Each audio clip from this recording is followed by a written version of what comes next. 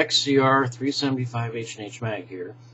Today I'm going to talk about how to get out of a major metropolis area such as Los Angeles, San Francisco, San Diego. There are three ways that you could possibly get out of a major city. One way is to follow the railroad tracks. There are access roads next to the railroad tracks. The railroads use these to maintain the tracks and also to change out crews on the trains when they've exceeded their amount of time or come up to their time limit and need to be changed out. Another way is the riverbed system, the water system.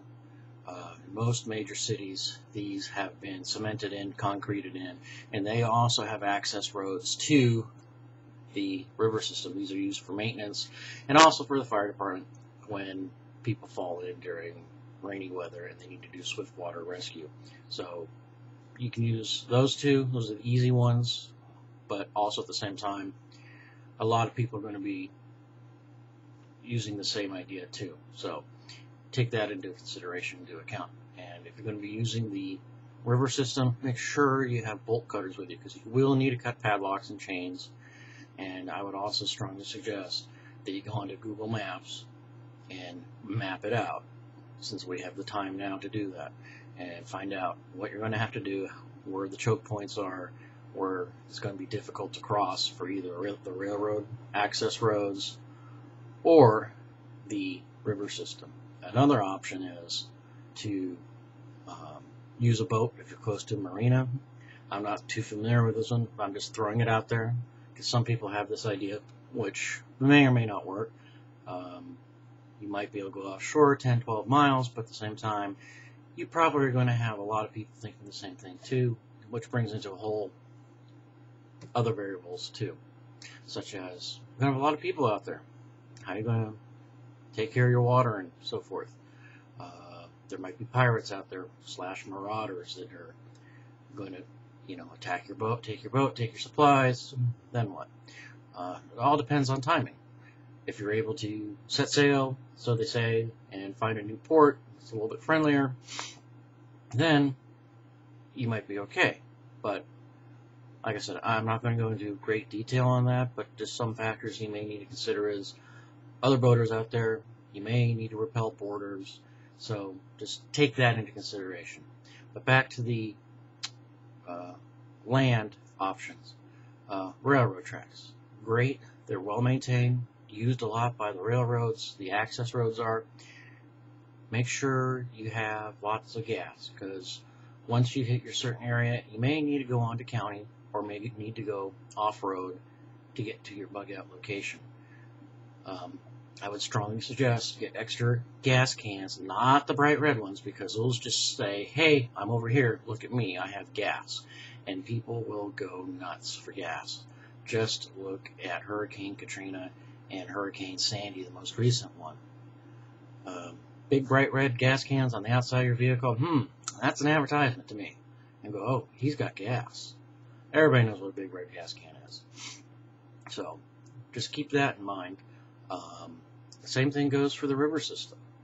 People will beat you up, take your stuff, will kill you. I'm not trying to spread panic, but you need to maintain a high level of OPSEC, probably to the extreme high level of OPSEC, which brings me into another area which I kind of like to talk to you about too.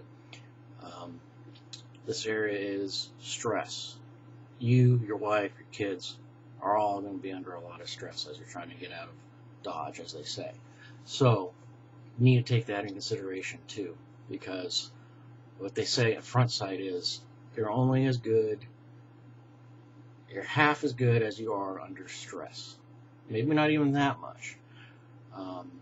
You're going to be stressed out, you got the adrenaline going through you, so you have to practice your bug out and get out of Dodge and so forth. Otherwise, you don't want to be stuck going, oh crap, now what? So have a plan, have 3 routes out, which brings me to the freeways and stuff like that too. Freeways are going to be messed up, big time. They're going to be parking lots. And all the main arteries that run parallel to them, they're going to be parking lots also. So you need to figure out in your area how you're going to get around all this. Side streets through little neighborhoods, that might be it. Try to avoid the gang areas. We all know the crappy areas of our cities. So try to avoid those at all costs if we can. Talk to your group people. Talk to your group. Let them know. You know, it's all nice and dandy having all this nice fancy gear and everything and having all the weapons and ammo and stuff like that. But, you know, if you can't get to your location, your group's a man down now. You know, if your medic can't get to you or get to your bug out location, you're down a medic. So, you know, there's lots of things you need to consider. Cross-train people, very important, cross-train. So every person knows how to treat whatever. Punctures, scrapes, wounds, bullet holes. Very important. Train, train, train. Practice, practice, practice. But make sure it's good practice, not crappy practice. Because if it's crappy practice, then you're going to be doing it wrong. You're going to have problems with it under stress. Do it 8,000 times good, and you got muscle memory. Sorry for going off a little bit of a tangent there, but it's just so important. Your gear is a good portion of you, but it also comes down to the person. You have to be able to count on each other and have to practice. Go to the meetings. Meet up. Get your communications worked out. Have a rendezvous or a rally point. Then all of you head on over to the bug out location if you can. Very important. The next item is the river system. You're going to run into a lot of people thinking the same thing too. They're going to be on foot. A lot of them will be on foot. Some may be in vehicles. The ones on foot, they may try to stop you, and you're going to need to do what you need to do to get out of town. That means running them over, you're going to have to run them over. I'm not advocating that. I'm just saying you may have to do things that you would not normally do. Another thing that you can also use is bike paths. A lot of the bike paths are wide enough for a vehicle, such as, you know, a truck or something like that, or a car. They are. I've tried it. It works. Bike paths will take you quite far. So just be aware, maintain OPSEC, talk to your groups, make sure that you all know what's going on with the 3 routes out of your city areas, and they may have their own 3 routes out of the city.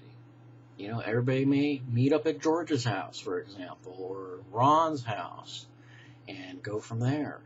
And everybody should have 3 ways to get to that rally point. So, this is XCR 375 H&H Mag, signing off. Thank you.